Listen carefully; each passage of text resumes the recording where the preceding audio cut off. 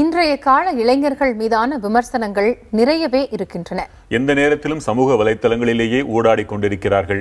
அவர்களின் சமூக பொறுப்பு என்பது வலைத்தளங்களில் பதிவதோடு நின்று விடுகிறது என்றெல்லாம் பல விமர்சனங்கள் முன்வைக்கப்படும். ஆனால் சென்னை மழை போன்ற கடின நேரங்களில் களமிறங்கி செயல்பட்டவர்கள் இளைஞர்கள். அதே போன்றதொரு கரம் கோர்ப்பு ஜல்லிக்கட்டு விவகாரத்திலும் நேரிட்டுள்ளது.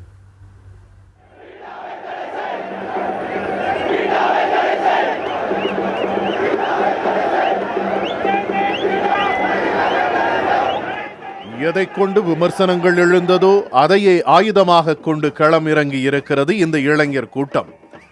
எந்த அரசியல் கட்சியின் பின்புலமும் இல்லாமல், யாருடைய அழைப்பும் இல்லாமல் ஜல்லிக்கட்டுக்கு முதலில் பெரிய அளவில் கூட்டம் திரண்டது சென்னை மெரினா கடற்கரையில் தான். பல ஆயிரக்கணக்கில் எப்படி திரண்டார்கள் இந்த இளைஞர்கள் என்பதை பல கண்கள் ஆச்சரியத்துடன் உற்று நோக்கின. இதன் பின்னணியில் சமூக வலைதளங்கள் மட்டுமே இருந்தன.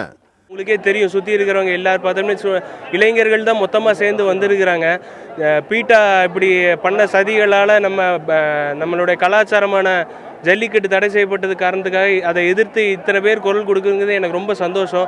இத்தனைக்கும் மிகப்பெரிய ஒரு இதெல்லாம் போட்டு ஏதோ அரசியல் கட்சியோ ஏதோ சமூக அமைப்போ இல்லை ஜாதியோ மதமோ எதுவுமே இல்லாமல் மொத்தமாக தமிழன்னு எல்லாருமே திரண்டு வந்து இங்கே எல்லோரும் சவுண்டு கொடுத்துட்டு இருக்கும்போது இவ்வளோ எதிர்ப்பு அவங்க காட்டும் போது எனக்கு கண்டிப்பாக நம்பிக்கை இருக்குது. இந்த தடவை கண்டிப்பாக நம்ம ஜல்லிக்கட்டு தடையை நீக்கி கண்டிப்பாக திருப்பி நடக்கும்னு நான் ரொம்ப நம்புகிறோம்.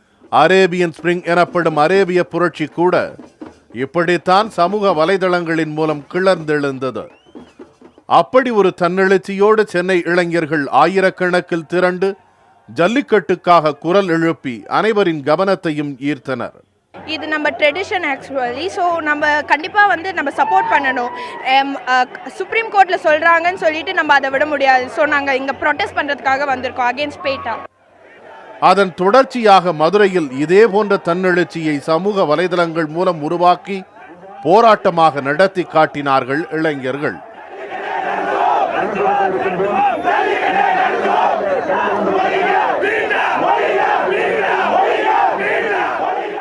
பாரம்பரிய உணர்வு அப்படின்னு சொல்லிட்டு இதை வந்து அவங்க இதில் போய் அவங்களோட இது பண்ணக்கூடாதுன்னா எழுதிக்குவாங்களா? அவங்க ஊரில் போய் அவங்க ஏரியாவில் போய் இது நடத்தக்கூடாது, இந்த இதை நீங்கள் பண்ணுறீங்க அப்படின்னு இது பண்ணா விட்டுருவாங்களா? இதை பேசும்போதே எங்களுக்கு உணர்வு வருதுண்ணே.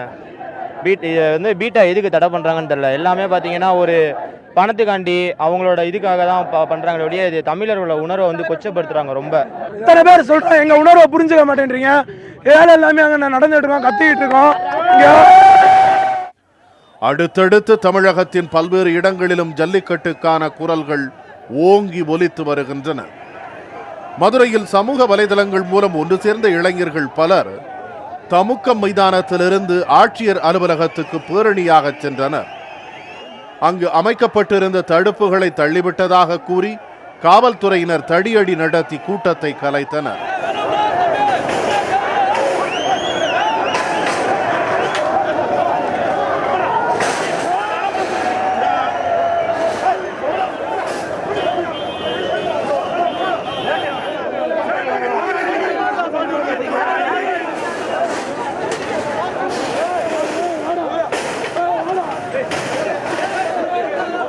மதுரை தனிச்சியம் பிரிவு 4 வழிச்சாலையில் 300க்கும் மேற்பட்ட மாணவர்கள் போராட்டம் நடத்தினர். இதேபோல சென்னை, திருச்சி, கோவை உட்பட தமிழகத்தின் பல்வேறு இடங்களிலும் மாணவர்களும் கிராம மக்களும் ஜல்லிக்கட்டுக்காக தொடர் போராட்டங்களை நடத்தினர். புதிய தலைமுறைக்காக செய்தியாளர் குழு.